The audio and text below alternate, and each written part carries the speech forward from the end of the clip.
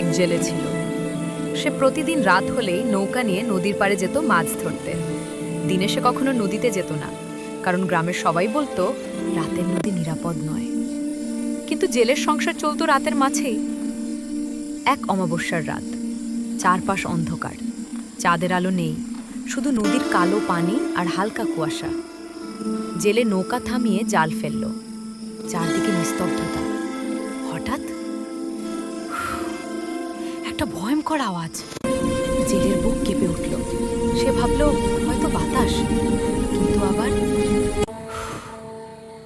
এইবার শব্দটা একদম তার পেছন থেকে। ধীরে ধীরে সে পিছনে তাকালো। নৌকার ঠিক পেছনে নদীর পানির ওপর দাঁড়িয়ে আছে একটা পেত্তি। তার চুল লম্বা, মুখ বিকৃত, আর মুখ খুলতেই আগুন বের হচ্ছে। জেলের হাত থেকে জাল পড়ে গেল। গলা দিয়ে কোনো শব্দ বের হলো না।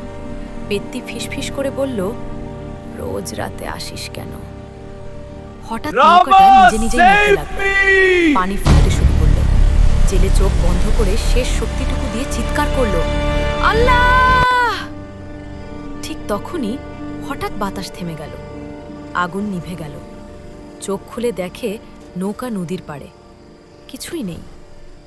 সেই রাতের পর জেলেটার কখনো রাতে মাছ ধরতে যায়নি।